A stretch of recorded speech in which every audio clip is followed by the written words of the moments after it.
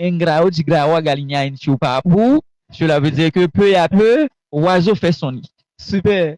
Salut. Vous êtes sur Eugène Son Média et vous suivez la rubrique Vous et moi, présentée par Kesley Penelon. Aujourd'hui, je suis très content de vous retrouver. Aujourd'hui, j'ai avec moi Jonas, ce juste là. Il est polyglotte, il est communicateur, il est aussi théologien. Aujourd'hui, il est là afin d'élaborer sur des questions portant sur les langues.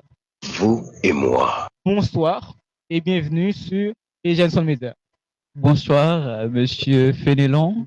Merci de m'avoir choisi pour cette belle émission. Je suis ravi et c'est même la sienne du contentement. Et déjà, merci pour l'échange qui va être topissime. Super. Vous êtes là pour aborder un sujet portant sur les langues en tant que polyglotte. Le sujet, c'est comment le multilinguisme façonne la pensée humaine. L'anglais a été la première langue étrangère que vous avez apprise. Pourquoi ce choix? Déjà, c'est une belle question. Cette question me fait beaucoup plaisir parce que question de parler de langue, question de parler d'anglais aussi, Ouais. ça me plaît. Alors, j'ai choisi l'anglais, et comment je peux dire, à l'âge de 10 ans, 11 ans, 12 ans, j'ai commencé à avoir un amour pour la langue anglaise et j'ai commencé à apprendre cette langue-là. J'ai choisi l'anglais, c'est parce que c'est la langue qu'on peut dire qui est la langue commerciale et on peut dire c'est la langue mondiale aussi parce que parler anglais, cela veut dire ce que ça veut dire. Très bien. Un homme qui parle une langue vaut un homme. Un homme qui parle deux langues vaut deux hommes. Un homme qui en parle trois vaut toute l'humanité. Comment expliquez-vous le multilinguisme? Bon, alors cette question est vraiment importante. Alors, quand on parle de multilinguiste, on peut dire c'est quelqu'un, c'est une personne qui apprend plusieurs langues, qui parle plusieurs langues, qui parle deux ou trois, quatre ou cinq langues. Et c'est ce qu'on peut dire polyglotte, quelqu'un qui est polyglotte. Alors, ça ouvre des portes. Quand on parle plusieurs langues, cela dépend aussi pour quelle raison. Parce que ça peut être arrivé, on apprend une langue étrangère, c'est parce que on va voyager, on veut quand on arrive au pays où l'on parle la langue et on veut pouvoir parler cette langue-là, on est obligé de l'apprendre. Il y a certaines personnes qui apprennent une langue étrangère, c'est parce que ces genres de personnes-là aimeraient faire ce qu'on appelle business, aimeraient voyager surtout pour faire business et on est obligé d'apprendre. Et il y a certaines personnes, d'autres qui apprennent des langues étrangères, c'est parce que ces personnes-là aimeraient être en mesure, aimeraient être capables de communiquer. Parce que c'est quoi une langue? Une langue, c'est un outil de communication. Exactement. Et de la communication, c'est l'art d'être en relation. Pour être en relation, surtout avec les étrangers, il faut être capable de parler des langues étrangères. Par exemple, si on veut aller au Brésil, bien sûr, c'est bien d'apprendre à parler le portugais, afin d'être capable de communiquer avec les Brésiliens. C'est ça? C'est très bien. L'anglais n'est pas la seule langue étrangère que vous parlez. Vous parlez aussi le mandarin, le portugais. Dites-nous, quelle méthode avez-vous mise en place pour apprendre plusieurs langues efficacement? J'ai commencé avant avec l'anglais. C'est la première langue que j'ai apprise et j'ai appris ça, j'étais pas vraiment grand. J'ai appris ça, c'est parce que j'ai aimé l'anglais. J'ai aimé la langue anglaise et je voyais des personnes qui parlaient anglais. Et je me suis dit pourquoi pas l'apprendre. Et je me suis lancé de l'apprentissage et je peux dire, je faisais ça et c'était un autodidacte. Et puis ensuite, après avoir appris la langue anglaise, je voyais que je devais apprendre aussi l'espagnol. Et j'ai commencé à apprendre l'espagnol et j'ai appris l'espagnol tout seul, ainsi que le portugais, j'ai appris ces langues-là tout seul. Mais c'est après avoir vraiment la capacité de m'exprimer dans ces langues-là et je suis allé à l'école justement pour avoir le papier. Mais pour répondre à votre question, je peux dire que les méthodes que j'ai utilisées, et la première méthode, c'est la répétition espacée. La répétition espacée, c'est le fait de répéter les choses. C'est la répétition espacée, c'est de manière répétitive. C'est-à-dire, si j'apprends un mot, j'apprends le mot, par exemple, on dit ça la façon dont on dit ça en anglais. Si j'apprends anglais, on apprend la façon dont on dit ça en anglais et je traduis ça en créole. Parce que le créole, c'est ma langue natale, c'est ma langue maternelle, c'est-à-dire, et je fais une sorte de flashcard. Flashcard, c'est-à-dire, j'écris ça en créole et en même temps en anglais.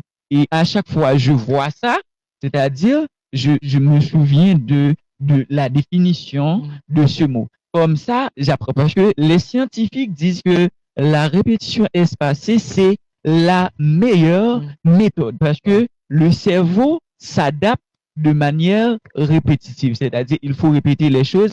Et la deuxième chose que j'ai utilisée, c'est-à-dire pour pouvoir parler la langue, je lis beaucoup parce que la lecture, c'est une chose cruciale quand on lit, quand on fait la lecture et ça nous aide à avoir beaucoup de vocabulaire, ça m'aide surtout à avoir un champ lexical très professionnel et très enrichissant. Et si je peux ajouter une autre méthode, c'est le fait d'écouter, c'est-à-dire il faut avoir l'écoute active. J'écoute surtout les natifs et à travers la façon dont ils s'expriment, la façon dont ils parlent, moi je vois la façon dont je dois sonner, la façon dont je dois prononcer les choses. Et je peux dire, j'utilise ces trois méthodes enrichissantes normalement pour apprendre les langues étrangères.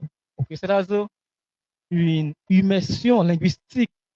Oui, champion, je peux dire ça parce que pour apprendre une langue, il faut s'immerger dans la langue. Il faut s'immerger surtout, il faut écouter des podcasts, il faut visualiser des films, des séries télé, c'est-à-dire dans la langue, c'est-à-dire qu'on apprend de la langue étrangère, il faut écouter non seulement des étrangers qui parlent, il faut visualiser surtout des vidéos afin de pouvoir comprendre quand les natifs parlent. C'est-à-dire, il faut aussi trouver un espace, un lieu où l'on parle cette langue-là afin d'avoir l'opportunité, l'occasion même de pratiquer. Parce que la pratique, c'est la seule vraie théorie. Ouais, super, c'est très bien. Alors, est-ce qu'on peut dire que apprendre une langue, c'est apprendre une culture? Évidemment, parce que quand on parle de l'apprentissage d'une langue, on n'apprend pas seulement la langue, on apprend aussi la culture de ce pays où l'on parle cette langue. Par exemple, si on apprend, par exemple, moi je parle le portugais, j'ai des amis brésiliens, je parle la langue et je pratique avec les Brésiliens. Et parfois, j'ai un ami, c'est un Brésilien, parfois il m'explique, il me dit des choses qui ont rapport exactement à la culture brésilienne. Et j'apprends ces choses-là. Mais si je n'apprenais pas la langue, c'est-à-dire, je ne serais pas capable, je ne pourrais pas vraiment comprendre la culture et m'immerger dans la culture et comprendre la culture brésilienne. Il faut quand bien même parler la langue. Et quand on parle la langue, c'est déjà une porte, c'est-à-dire d'entrer et de vivre d'autres cultures, de connaître d'autres cultures et d'entrer en relation et tisser même des relations avec des étrangers. Super. Alors, parmi toutes les langues que vous avez apprises, lesquelles avez-vous trouvé les plus difficiles? Ben, je peux dire, c'est la première langue que j'ai commencé à apprendre, c'est l'anglais. Le début pour moi, ça a été difficile. Pourquoi? Parce que j'avais pas vraiment un mentor, j'avais pas vraiment une personne qui devait m'aider, qui était là pour moi. Mais c'était la volonté parce que j'ai aimé la façon dont je voyais certaines personnes parler l'anglais et je me suis dit comme c'est une belle langue et c'est la langue des États-Unis parce que c'est un pays à l'époque, je peux dire, j'aimais Ouais. beaucoup. Alors, je veux pas dire que je n'aime plus, mais c'est une nation où je peux dire c'est un pays que j'aimais beaucoup et je m'en souviens, il était une fois, il y avait une mission qui venait et en Haïti, mais c'était dans une église.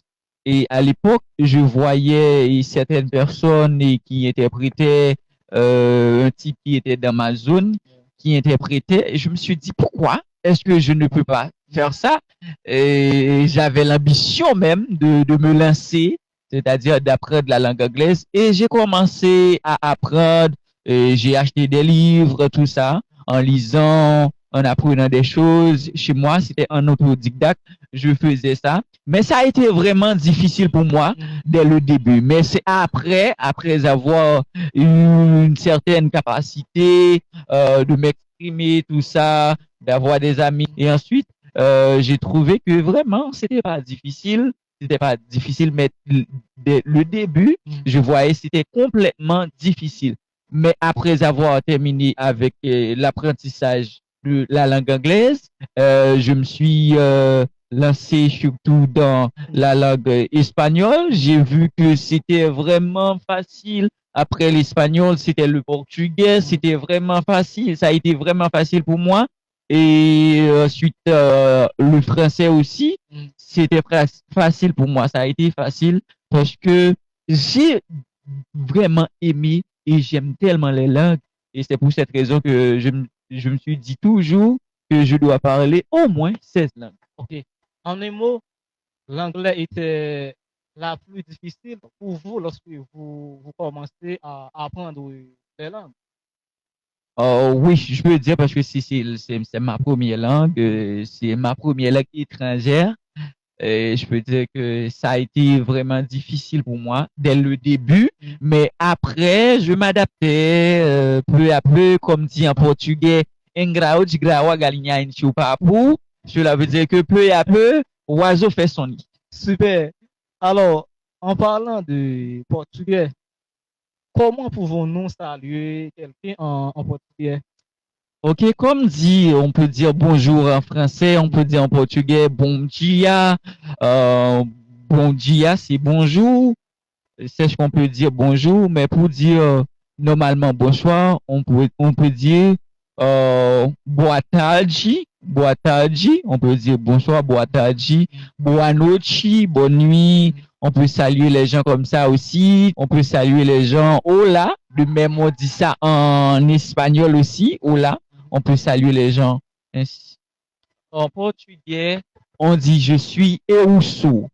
Eusso, le verbe c'est le verbe être, ok, qui c'est ser, et en portugais et en espagnol, mais on dit eusso, je suis par exemple, je suis Jonas, eusso Jonas. Comme je viens de dire, j'ai commencé avec l'anglais. Et après l'apprentissage d'anglais, après avoir parlé la langue anglaise, j'ai eu vraiment de l'amour pour la langue anglaise. Et après, je me suis dit, pourquoi pas, si je suis capable de parler anglais, pourquoi pas parler l'espagnol? Surtout, on a Saint-Domingue qui est notre voisin, c'est-à-dire, je dois parler l'espagnol aussi. Et j'ai appris l'espagnol. Et après avoir appris l'espagnol, me rappelle et sur les réseaux sociaux, j'ai vu Steve Kaufman, Ok. c'est un polyglotte, c'est le des polyglottes, Mhm. je peux dire, les plus connus et dans le monde et les plus fameux, c'est Steve Kaufman. Et j'ai vu la façon dont Steve Kaufman parle beaucoup de langues, Mhm. parlait beaucoup de langues, et je me suis dit, je dois pas rester seulement avec l'anglais, je dois pas rester seulement avec le créole, Yeah. avec l'espagnol, je dois apprendre le portugais aussi, je dois apprendre d'autres langues. Et je me suis lancé dans la langue portugaise, Mhm. et j'ai appris ça après la langue portugaise. Je me suis dit pourquoi pas apprendre le mandarin.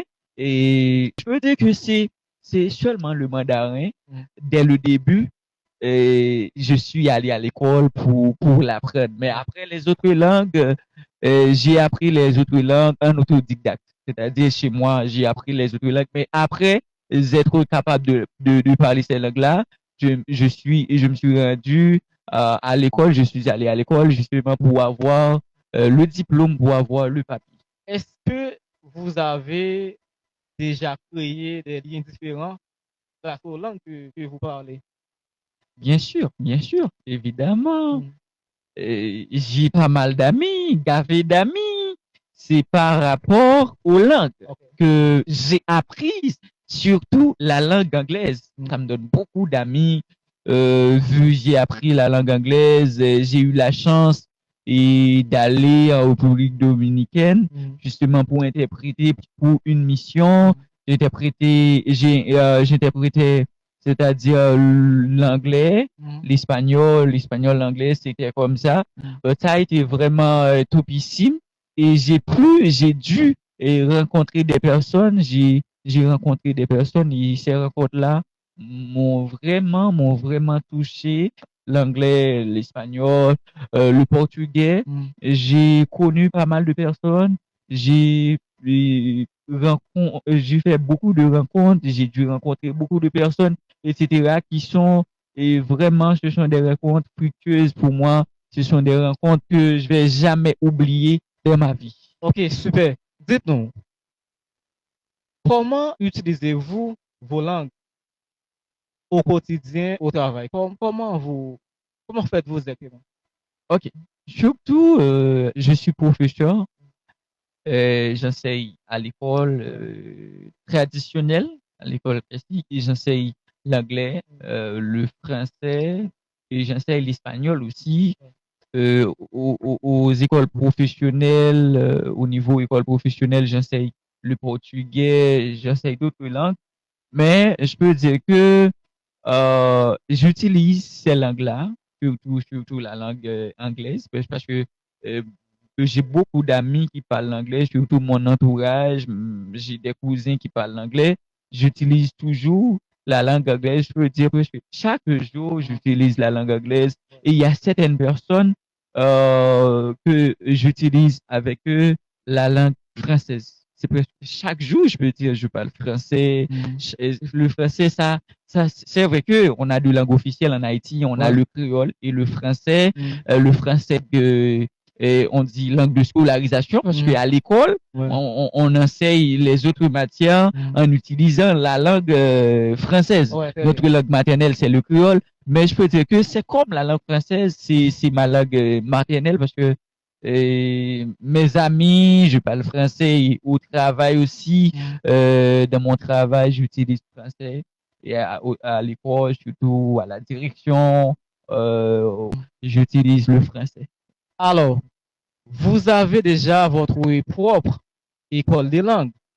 Parlez-nous un peu de cette école. Oui, bien sûr, on a Abela. Mhm. J'ai Abela, c'est une école de langue. Abela qui est l'art de bien parler école de langue. Mhm. Et je peux profiter de cette occasion pour dire à ceux qui aimeraient bien apprendre à parler l'anglais, Mhm. et venez à Abela. Ceux qui aimeraient bien parler l'espagnol, venez à Abela. Ceux qui aimeraient bien parler le portugais, venez à Abela. Parce que Abela donne l'anglais, l'espagnol, le français, le portugais et la prise de parole en public. Et nos professeurs sont des professeurs chevronnés et je suis l'un des professeurs et vous savez que je suis typique des langues. J'aime beaucoup enseigner les langues et avec Abdullah, apprendre une langue étrangère, c'est une chose qu'on peut dire qui est facile. C'est facile d'apprendre une langue étrangère chez Abdullah. Comment pouvons-nous retrouver cette école? Alors, Abdullah, c'est une école en ligne et en présentiel. Actuellement, pour ce mois de janvier, on a des nouvelles sessions. Pour trouver cette école, par exemple, pour ceux qui visualisent cette vidéo, très bien d'écrire au numéro suivant, surtout 47 27 34 87.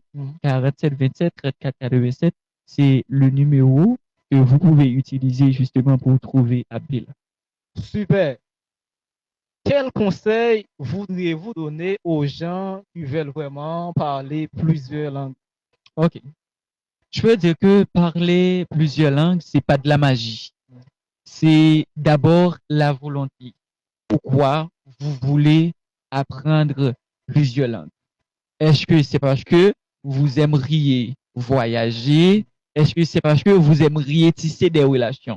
Si c'est bien sûr, tisser des relations, c'est une bonne chose parce que question de communiquer avec les étrangers, c'est bien d'apprendre leur langue. Maintenant, si vous voulez, si quelqu'un, il y a une personne, si vous voulez, par exemple, parler une langue étrangère ou parler plusieurs langues étrangères, c'est bien d'apprendre ces langues-là, c'est pas un problème. Sachez que tout ce que vous voulez, vous pouvez le faire. Comme dit Obama, there's no excuse for not trying. Pas d'excuse pour ceux qui n'essayent pas. Si vous n'essayez pas, vous dites que vous ne pouvez pas, c'est comme vous dites rien. Moi, je dis vous dites rien parce que vous pouvez si vous voulez. Même si vous voulez apprendre à parler l'anglais, à parler l'espagnol, portugais, vous pouvez. C'est-à-dire que pour bien apprendre les langues, il faut avoir un objectif. Bien sûr, il faut avoir un objectif. On ne peut rien faire sans savoir pourquoi. Il faut avoir un but. Il faut avoir un objectif. Il faut savoir pourquoi et pourquoi est-ce qu'on veut faire ça.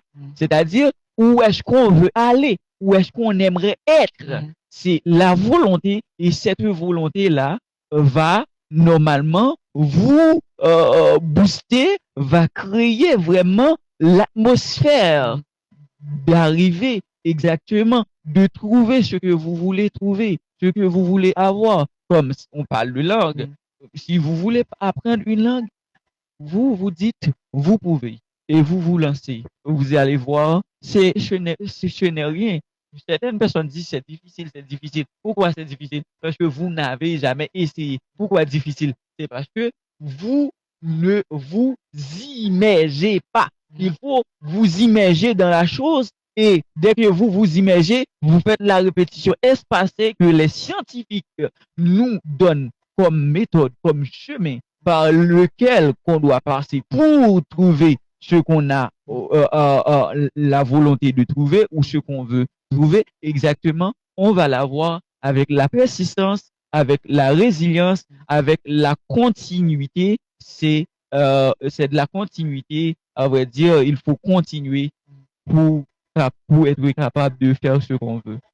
Ça a été un plaisir de vous avoir sur le plateau de Jenson Media. Merci, c'est à moi de vous remercier. C'est à moi de vous dire merci de m'avoir donné l'occasion d'être ici justement pour cet échange qui m'a beaucoup plu, qui m'a beaucoup fait plaisir. C'est déjà la scène du contentement. Vous et moi.